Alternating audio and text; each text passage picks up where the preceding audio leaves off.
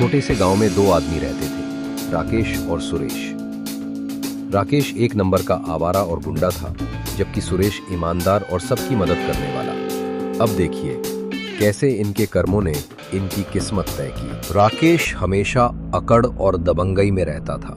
उसे लगता था कि पूरा गांव उसी के दम पर चलता है। ओ दुकानदार, जरा जल्दी कर, ये चावल दाल और तेल दे दे। ठीक है राकेश, पर पैसे? पैसे? अरे पैसे तो कल ले लेना, या परसों, या जब मेरा मन करे तब ले लेना। राकेश भाई, पिछले महीने का पैसा भी बाकी है, और ये नया सामान। अबे चुप, तुझे पता नहीं मैं कौन हूं? तेरे जैसे 100 दुकानदार रोज बदल दूं। मेरे सामने पैसे की बात करने की हिम्मत कैसे हुई? भगवान सब देख रहा है बेटा। अबे मैं भगवान से नहीं डरता, मैं ही खुद भगवान हूं। सारा गांव मेरी उधारी पर चलता है, समझा? मैं ही असली बादशाह हूं यहां का। राकेश इसी तरह सबको तंग करता है। सुरेश दिन भर काम करके थका हारा घर लौटता है। माँ, आज तो बहुत भूख लग रही है, कुछ खाने को मिलेगा क्या? बेटा, खाना सिर्फ तेरे लिए ही बचा है। आजा, रोटी गरम है। बेटा, 2 दिन से कुछ नहीं खाया, क्या कुछ खाने को मिल सकता है? बाबा, आप बैठिए, मैं अभी खाना गरम करता हूँ।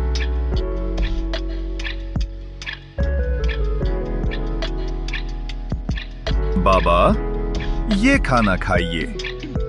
बेटा, तेरा भला हो, भगवान तुझे खुश रखे। राकेश दुकान से लौटते समय देखा बुजुर्ग को, मुझसे पैसे मांगता था। मैं हूं इस गांव का राजा, सब मेरे सामने चुप रहते हैं। मम्मी मम्मी, राकेश अंकल फिर सामान फ्री में ले आए। ये आदमी तो दिन ब दिन गुंडा बनता जा रहा है। हाँ, लेकिन भगवान सब देखता है। अबे भगवान भगवान मत बोला करो। भगवान अगर है तो मेरे सामने आकर दिखाए।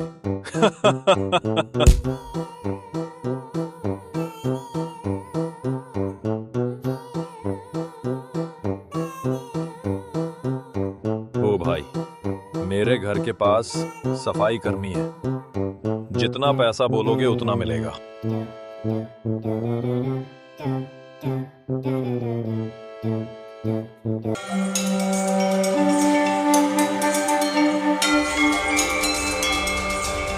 राकेश और सुरेश का टकराव मंदिर से लौटते वक्त। ओहो, सुरेश महाराज आ रहे हैं। अभी अभी भगवान को भोग लगाकर लौटे हो क्या? बताओ जरा, तेरे भगवान ने तुझे अब तक क्या दिया? राकेश, भगवान देर से देता है, लेकिन सही देता है। वो हमारे हर अच्छे बुरे कर्म का हिसाब रखता है। हिसाब? मेरे तो हिसाब हमेशा माफ हो जाते हैं। मैं चोरी करूं, धमकाऊं, चाहे कुछ भी करूं।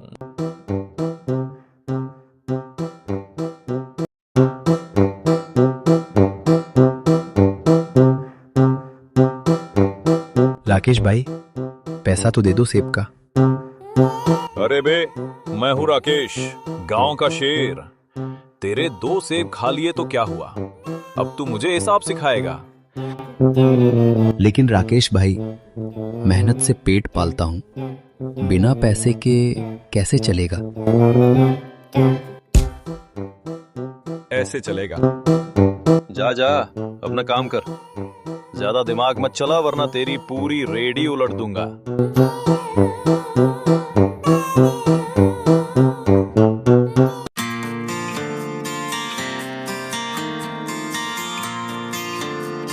हाय राम, ये लकड़ियाँ तो अब मुझसे उठाई ही नहीं जा रही। अम्मा, ये मुझे दे दो, मैं पहुंचा देता हूं आपके घर। बेटा, भगवान तुझे खुश रखे। आज तू ना होता तो मैं रास्ते में ही गिर जाती।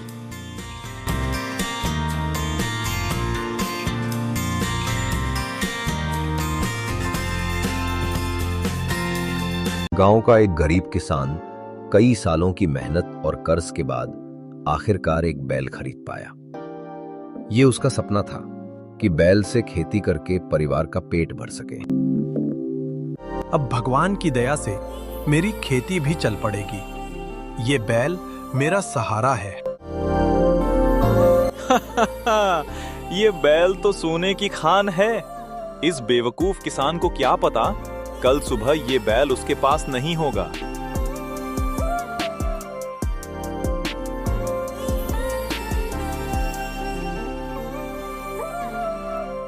काम पूरा हो गया मालिक, अब मेहनताना दे दीजिए। अब्बे भागो यहां से, पैसा मेरी मर्जी है, दूं या ना दूं। राकेश का घमंड दिन पर दिन बढ़ता ही जा रहा था। सुरेश ने दिन भर गांव वालों की मदद की, मंदिर गया, बुढ़िया को सहारा दिया और अब थक कर अपने घर आया। लेकिन उसके मन में एक ही सवाल घूम रहा था। मैंने हमेशा अच्छे काम किए हैं, फिर भी मेरे हिस्से में तकलीफें ही क्यों आती हैं? क्या सच में भगवान सब देखता है?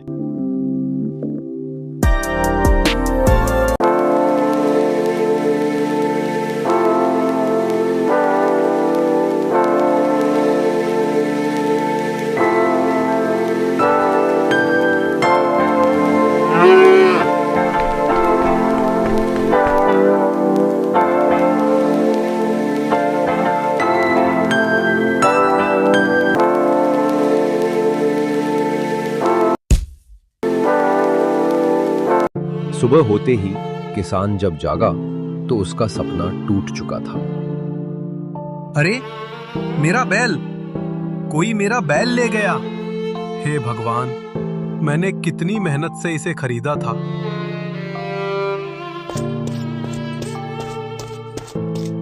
अरे भाई क्या हुआ, क्यों रो रहे हो? भाई, मेरा बैल रात को चोरी हो गया। इतनी मेहनत से खरीदा था, अब मैं खेती कैसे करूंगा? मेरे तो घर का चूल्हा भी ठंडा पड़ जाएगा। हिम्मत रखो भाई, भगवान सब देख रहा है। शायद किसी वजह से ये हुआ हो। तुम्हारे अच्छे दिन जरूर आएंगे। अब मैं खेती कैसे करूंगा? मेरा सब कुछ चला गया। भाई हिम्मत मत हार, मैं तेरी खेत जोतने में मदद करूंगा और जब तक बैल नहीं आता मैं अपने कंधों से हल खींचने में भी तेरे साथ रहूंगा। सुरेश उसके दुख में भी साथ खड़ा हुआ। मेहनत करे किसान और मौज उड़ाए राकेश।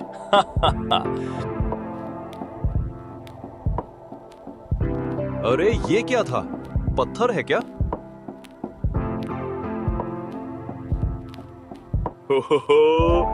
लगता है खजाना है। उधर सुरेश किसी की मदद करके लौट रहा था। हे भगवान, ये कैसा अन्याय है। मैं तो हर दिन भलाई करता हूँ, किसी का बुरा नहीं सोचता, फिर भी मेरे साथ ही क्यों? देखो देखो सब लोग, मुझे मिल गया है मेरे पुरखों का छुपा हुआ खजाना। सोना, सोना और सिर्फ सोना। भगवान भी मेरी किस्मत नहीं छीन सकता। मैं ही इस गांव का राजा हूं। हे भगवान, मैं तो पूरे मन से अच्छे काम करता हूँ, फिर भी मुझे ये सजा मिली। और जो बुरा आदमी है उसे सोने का खजाना मिल गया। हे भगवान, आखिर मैंने क्या गलत किया है? मैंने तो हमेशा भलाई की, किसी का दिल नहीं दुखाया, फिर भी ये सजा मुझे क्यों? और उस पापी राकेश को देखो, उसके हाथ तो खजाना लग गया। लेकिन सच्चाई कुछ और ही थी, जो अब खुद भगवान बताने वाले थे। पुत्र, तेरी मृत्यु लिखी हुई थी, लेकिन तेरे इस जन्म के अच्छे कर्मों की वजह से मौत टल गई और केवल एक छोटी सी चोट आई। और राकेश को तो पिछले जन्म में किए अच्छे कर्मों का बहुत बड़ा खजाना मिलना था, लेकिन इस जन्म में उसके बुरे कर्मों की वजह से वो खजाना घटकर सिर्फ एक मटका रह गया।